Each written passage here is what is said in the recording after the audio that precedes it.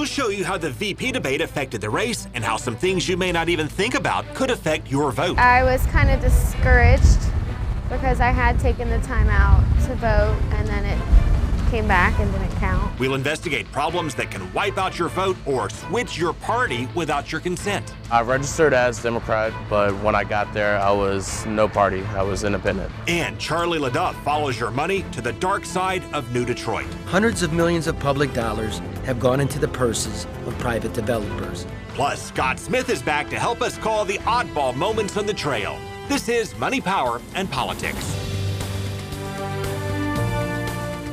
Well, compared to the Trump-Clinton debate, the pundits said the Kaine-Pence matchup would be dull as dishwater, dry as dust, and irredeemably dull. They're true, I am boring. But Kaine overcompensated for his self-described boring nature by snipping and snapping and interrupting and rolling out canned catchphrases like a cliche machine. You are Donald Trump's apprentice. And if you're scoring it on style, that cost Kaine the debate. And as we predicted last night, he got some bad reviews from pundits and from focus groups because most of Kaine's hits just didn't land.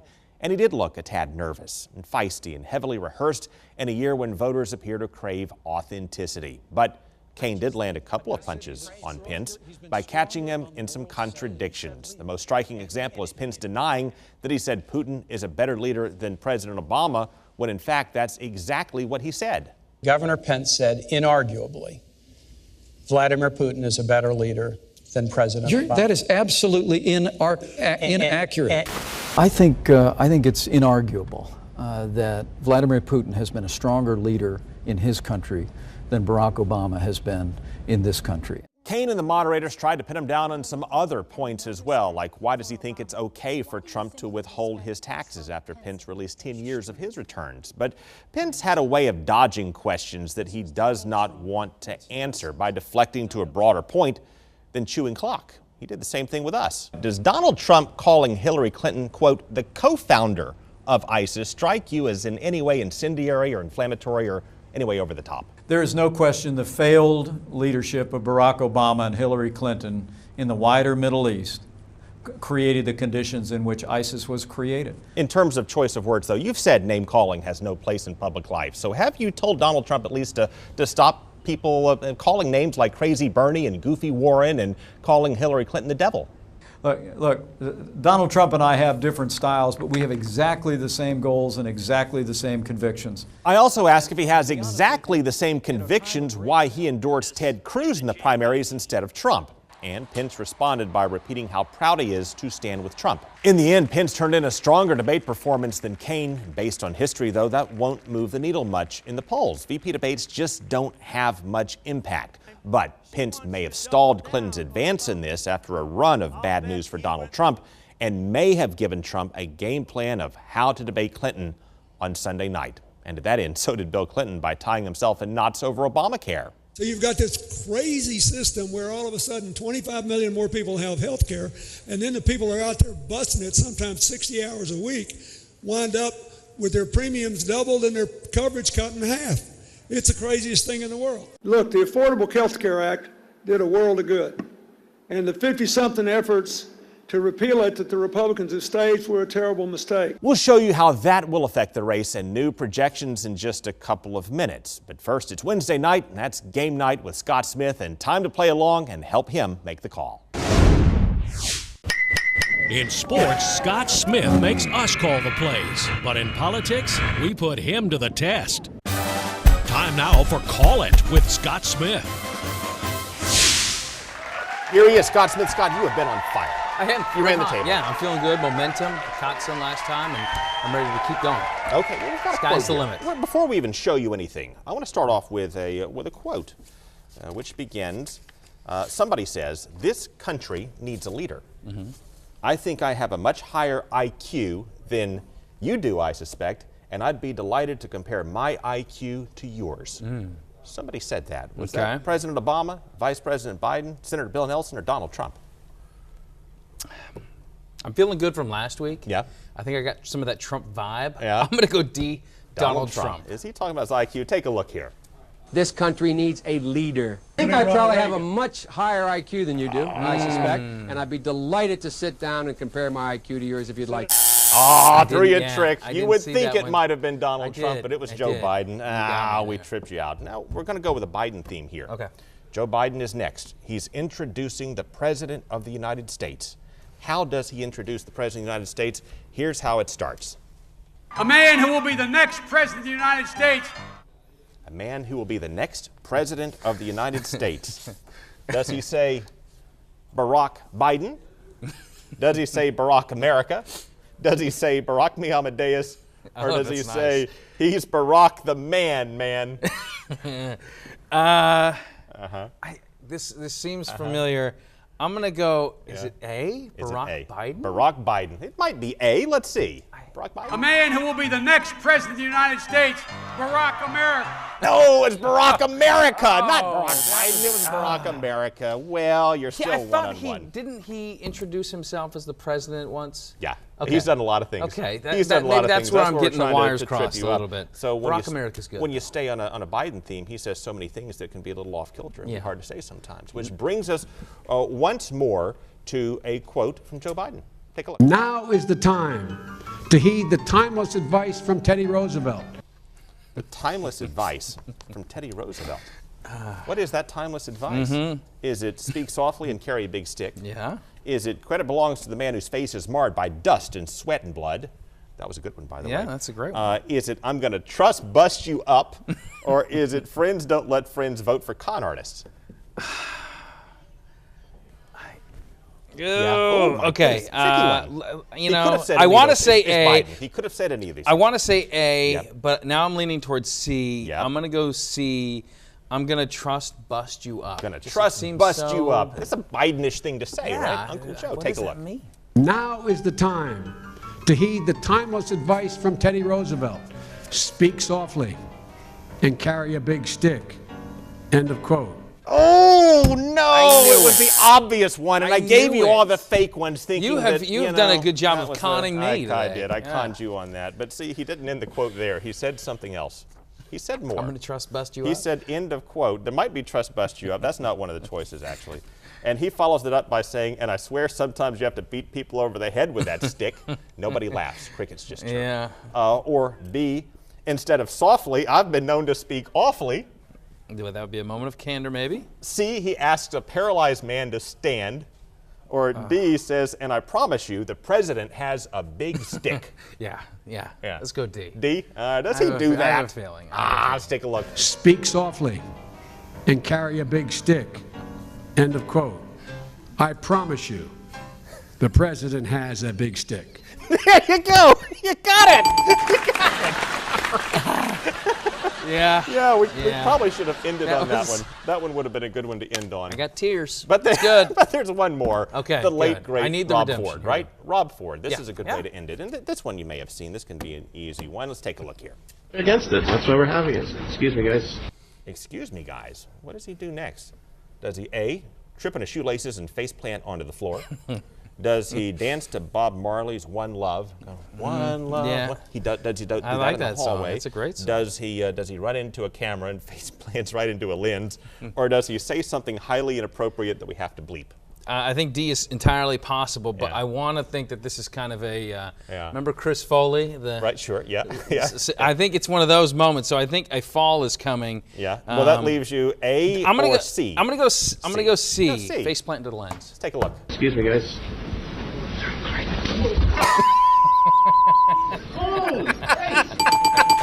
That was not funny. It was a little funny. That looks like it hurt. It hurt. That did hurt. That hurt worse than the haircut last week. All right, Scott. Thank you so much for joining us. Good round overall. Ended on an up note, right? Up note. That's right. See you next week.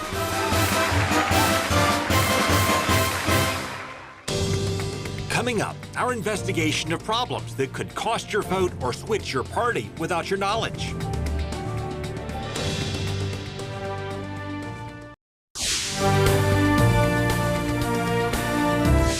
This week in Florida, more than 2.5 million ballots are going out in the mail. We're seeing a huge spike in vote-by-mail requests, and it looks as if half of the vote in Florida may be in before Election Day. But if you plan to vote by mail, be careful, because your ballot can get rejected for reasons that you may not expect. We first investigated one of the problems a couple of years ago.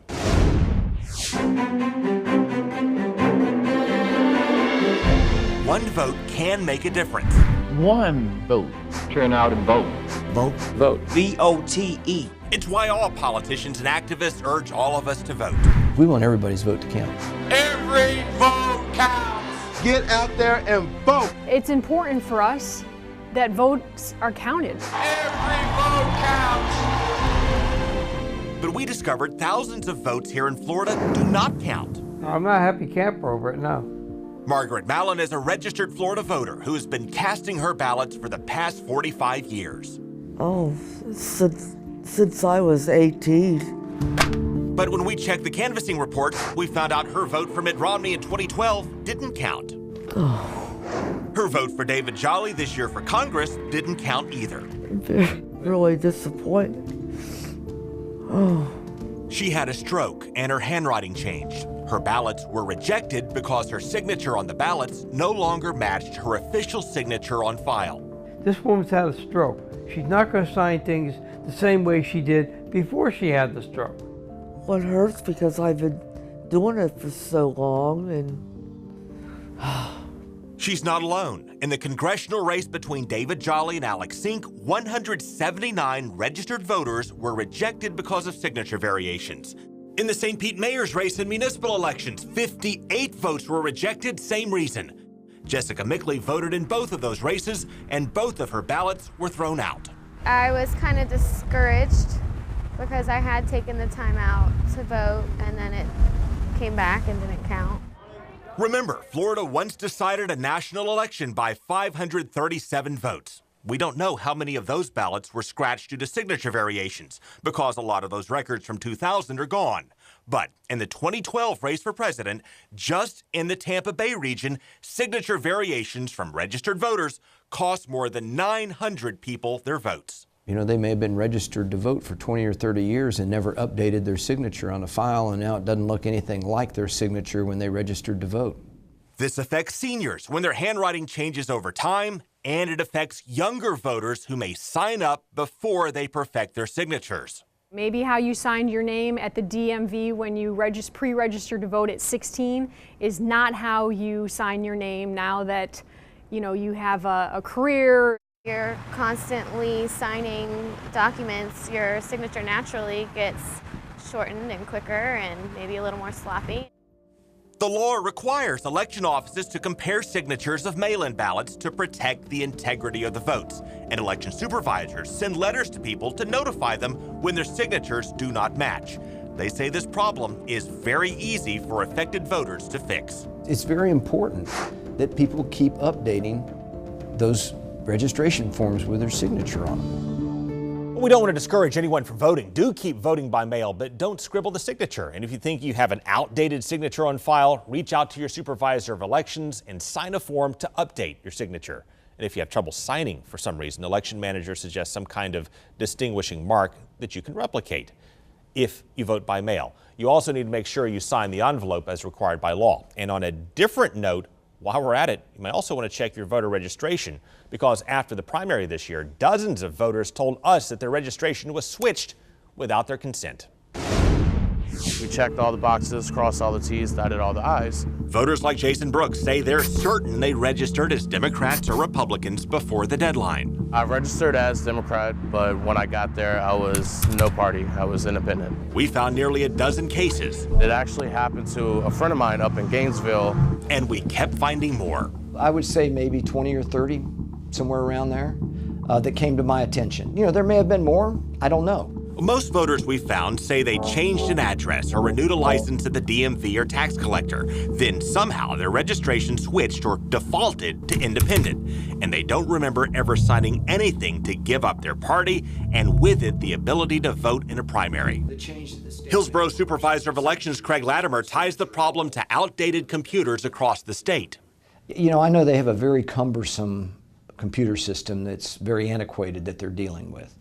And if they don't put it on the exact right screen when they make that selection, that's where the problems seem to occur. So if they don't ask someone about their party because they're there for something else, they can get switched. Because all somebody's trying to do maybe is change their address, And then when the button's pushed, it's now taken their whatever their party affiliation was and put it to unknown, which automatically defaults to NPA in our eyes. And young voters who may be more likely to move may be more likely to get switched. That may not matter as much in the general election in November, but it can burn voters down the road in close primaries. Coming up, Charlie LaDuff tracked federal tax dollars from Florida to continuing problems in Detroit.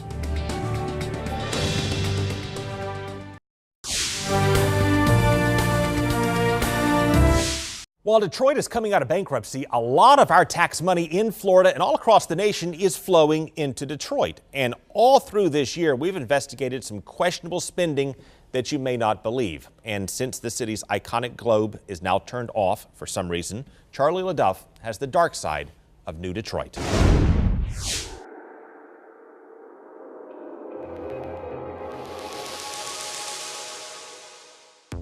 The neon globe atop the Penobscot building, the glowing heart of Detroit since the 1920s, is out. One suspects the simplest of reasons: money. Ownership simply says they're working on it. When you look into the midnight sky and see darkness where lights once shined, you may wonder, is it really dawn in Detroit? Since the city went bankrupt, hundreds of millions of public dollars have gone into the purses of private developers. Meanwhile, the people complain that their bills go up while their schools fall down. Michigan businesses will pay the state nothing in taxes this year, thanks to generous corporate welfare. Meanwhile, the people struggle to pay their mortgages, their taxes, their water and grocery bills. The restaurants are full, but the soup lines are long. There are winners in the new Detroit, and there are losers. And the beacon that shined over the city, even through the Great Depression, is out.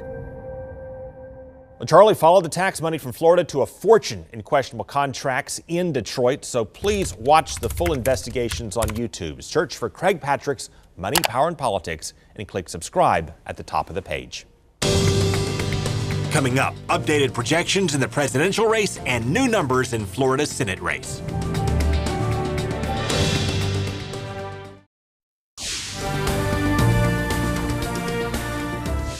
Well, we've seen the numbers can turn on a dime, but right now the projections and forecast favor Hillary Clinton. Will start with 538 and Nate Silver, currently giving Hillary Clinton a 76% chance of winning the election if the elections were held today versus 24% for Donald Trump. She also has a grip on the Electoral College at 272, according to Larry Sabato. If you look at an average of polls right now, Donald Trump across the nation down some 4 points, but he still has time to recover. Certainly his best chance will be Sunday night in their next debate. Meanwhile, in Florida's Senate race, Rubio has a very slight edge. The operative word there, slight, in our latest Fox 13 polling. We'll continue to track both races and much more. That's our show for tonight. We will see you again tomorrow night. Take care.